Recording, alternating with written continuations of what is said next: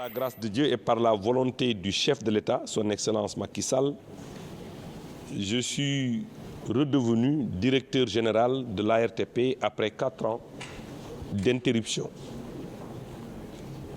Je l'ai toujours dit, je reviens à l'ARTP nanti d'une expérience gouvernementale qui m'a d'ailleurs permis, avec ma connaissance des processus et des procédures, avec ma connaissance des hommes, de mettre aussitôt après mon installation un organigramme avec une mission, avec des priorités.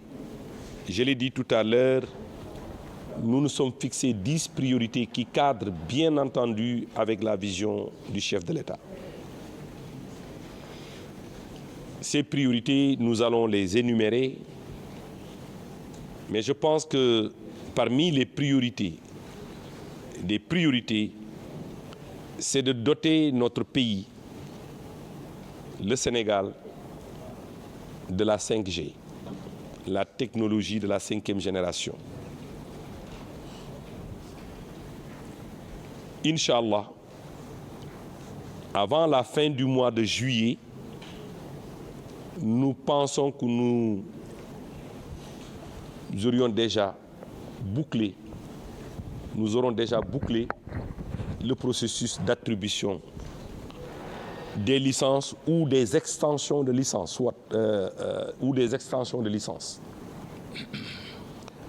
Parfois, on parle de la licence 5G, on parle de la licence 4G, mais je pense que dans le cas d'espèce, nous pouvons parler d'extension de licence pour les opérateurs existants. Une licence, c'est une convention de concession et des cahiers de charges. La convention de concession définit les conditions de la concession, la durée de la concession et les conditions de rupture ou d'arrêt de cette concession. Cette convention de concession est adossée à un cahier de charges qui est une partie intégrante de la concession. C'est dans le cahier de charges qu'on définit les réseaux et les services concernés par la concession. Aujourd'hui, tous les opérateurs ont des cahiers de charges qui définissent les services et les réseaux concernés qui s'arrêtent à la technologie 4G.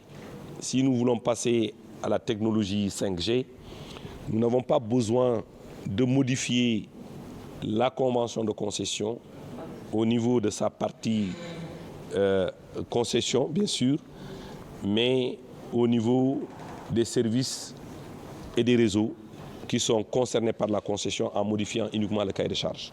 Nous sommes en train de travailler là-dessus. Nous avons déjà échangé avec les opérateurs, tous les opérateurs d'ailleurs. J'ai reçu tous les directeurs généraux des opérateurs. Nous avons échangé sur la question.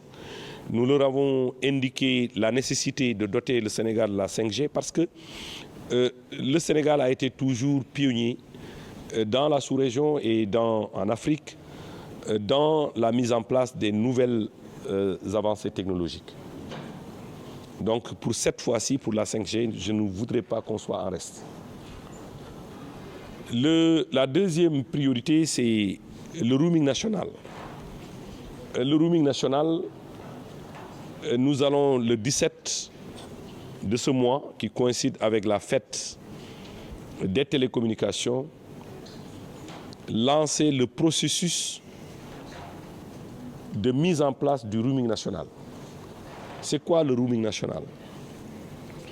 Vous savez tous, quand vous vous déplacez, vous allez dans un autre pays, vous n'êtes plus couvert par votre opérateur. Mais les moyens techniques et technologiques vous permettent d'avoir une connexion, envoyer et recevoir des appels, mais également, si nécessaire, faire ce qu'on appelle de la communication Internet. Cela étant possible à l'international, nous voulons le rendre possible au niveau national. Si vous êtes avec un opérateur dans une zone où l'opérateur n'a pas de couverture et que dans cette zone-là, un autre opérateur a une couverture, la logique voudrait, ce que nous voulons mettre en place, c'est que vous puissiez capter le réseau de l'autre opérateur, recevoir vos appels, émettre vos appels, vous connecter à l'Internet. Au moment où, sur le plan international, nous avons ce qu'on appelle le One Area Network, un réseau unique, parce que si vous sortez du Sénégal, vous ne sentez même pas. Si vous êtes avec votre opérateur, vous ne l'êtes pas. Si vous voulez appeler, vous appelez, c'est transparent pour vous. Et cela doit être possible au Sénégal avec le roaming national, bien sûr avec une réception à 0 francs. Et ça, je pense que j'insiste là-dessus, parce que si vous allez à l'international, si on vous appelle, vous payez. Vous payez le roaming. Celui qui vous appelle paye et vous payez. Le roaming que nous voulons mettre ici, celui qui reçoit un appel ne paye pas. C'est celui qui appelle uniquement qui va payer.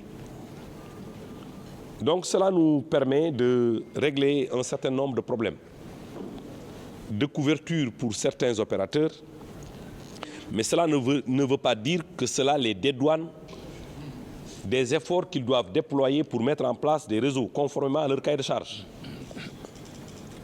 Ce que nous voulons, c'est qu'au Sénégal, on ait ce qu'on appelle un réseau unique.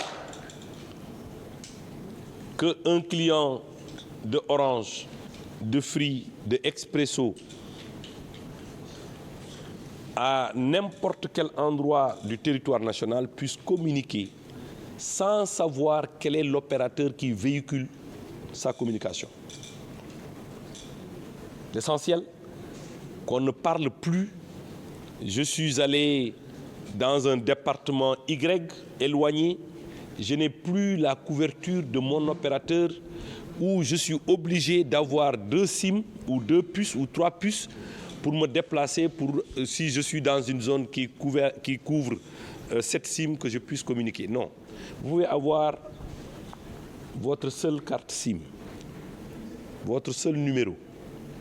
Quelle que soit la zone à laquelle vous vous trouvez, vous puissiez capter le signal de l'opérateur qui existe et communiquer à travers cet opérateur indépendamment de votre opérateur d'attache. Ça, c'est une des innovations majeures.